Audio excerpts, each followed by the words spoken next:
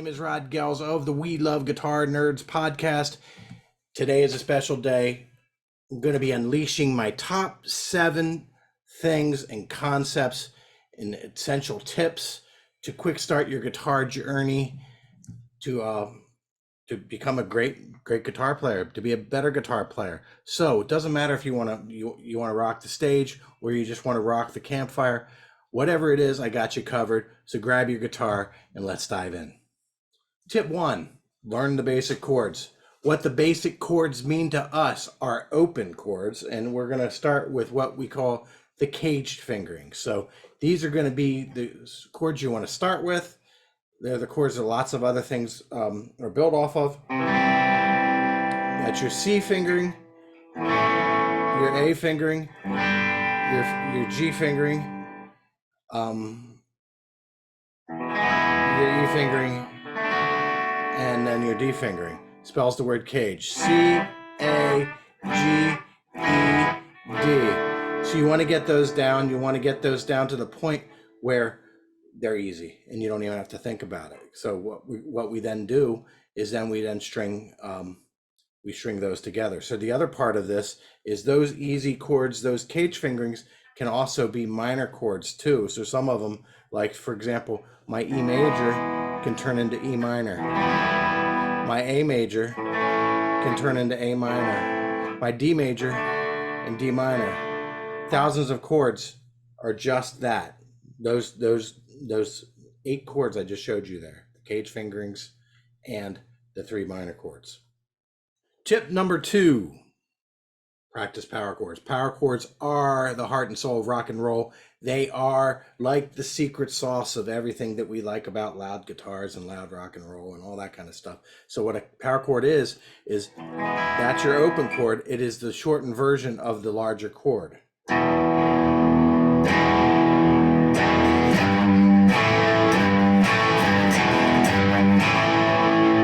It is that cool sound that we hear in the rhythm guitar of lots and lots and lots of stuff. If you like rock and roll, that's the sound that you're listening to. So you want to start with the open power chords. What the open power chords are based off of your E, your A, and then your D.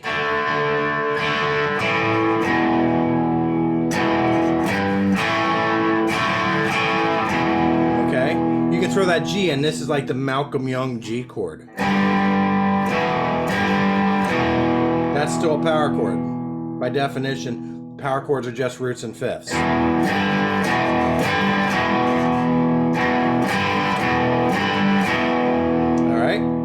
So practice your power chords. Once you get your open power chords down, then you can move them up the neck.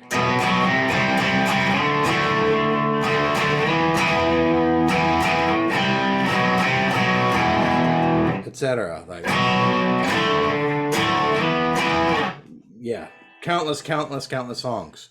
Practice those power chords. Tip number 3, work on your rhythm and timing. To me and to many of my people, groove is the center of everything. So groove is the center most important thing that we have as musicians. It is the thing that enables us to play with other musicians. It is the thing, the rhythms that we play, the accuracy that makes music sound good the way it is. Without rhythm, groove, phrasing, and timing, music would just be a pile of notes that is meaningless. So having good rhythm is something worthy of striving for, is something worthy of practicing. Now you can take all these things that we've already learned and practice good rhythm with it. So like we have our open chords.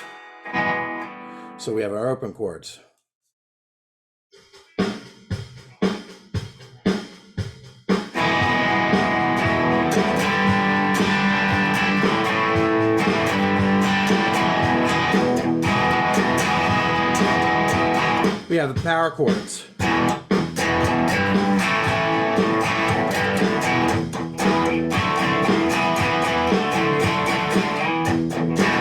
Okay, so my kind of musician, what we practice with, it's been is a drum machine.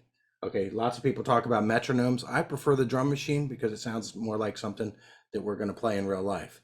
And it inspires us, okay? And there's lots of different rhythms the drum machine is capable of playing. You can get an app on your phone. It's a $15 app, and you're off. So work on your timing, work on your rhythm, work on your groove. It matters in every kind of music.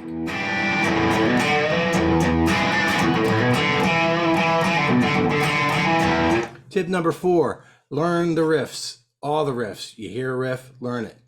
Learn it. Any riff there is that you hear, check it out, be able to play it on your guitar.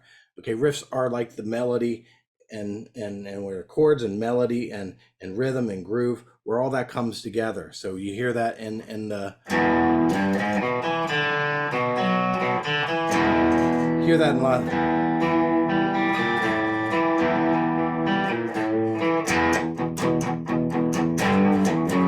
It's in countless songs, countless styles of music. Riffs are in jazz, riffs are in R&B, riffs are in blues. Riffs are in rock and roll, heavy metal, punk rock. It's in everything. So if it's a melody and it's cool, it's a riff. Learn the riffs. Tip number 5, study the blues. The blues is your key to learning to jam.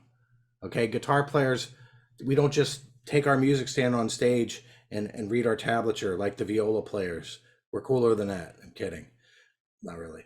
So anyway, so what you want to do is you want to learn the blues. The blues teaches you how to do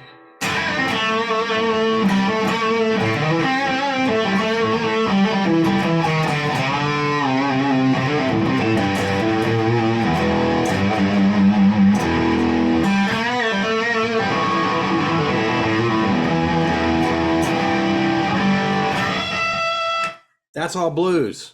Rock and roll is based off the blues since its inception, and before rock and roll there was the blues. There's country music. There is like jazz was built from the blues.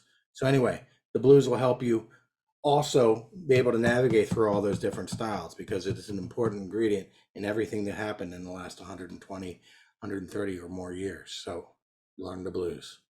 Tip number 6, experiment with acoustic guitar. You don't want to be a one-trick pony, people. You don't. Okay, so what you want to do is you don't want to limit yourself to one sound and one style.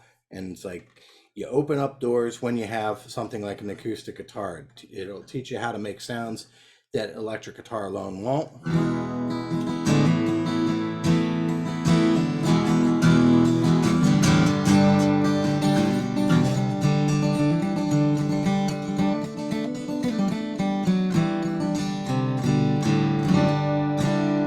Portable, doesn't require an amplifier. It's a great writing instrument. It's a great texture instrument. It's a great instrument to have more than one guitar sound on your projects.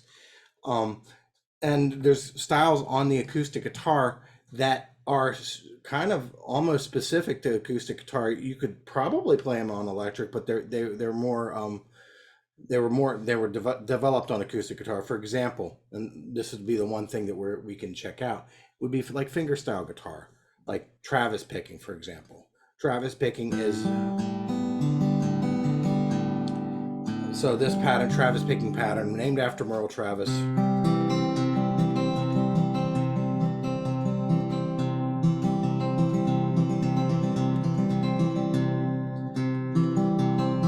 So just as they're patterns like banjo patterns that you learn, and then you learn the pattern, and it doesn't take that long, and then you get to the point where you can speed it up.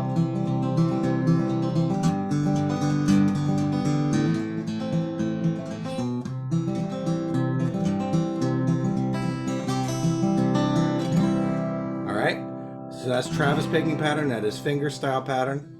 That's fingerstyle playing, rather.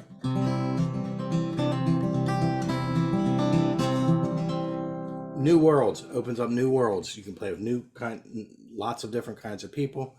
It opens up new places, new worlds. So anyway, check out that acoustic guitar stuff. Tip number 7, study the rock guitar icons in general. You don't have to limit yourself to rock, but in a couple words, genius leaves clues. What that means is the rock icons, they played differently. They showed us how to do it. These are your Chuck Berrys, your Angus Youngs, your Jimmy Pages, your Kurt Cobains, your Tony Iommis, your Jimi Hendrix. If they made a name for themselves, then they're probably an icon. So how do they play lead? What kind of stuff do they what kind of tools are they using? How do they use their whammy bar? What kind of techniques do they use? How do they phrase a melody?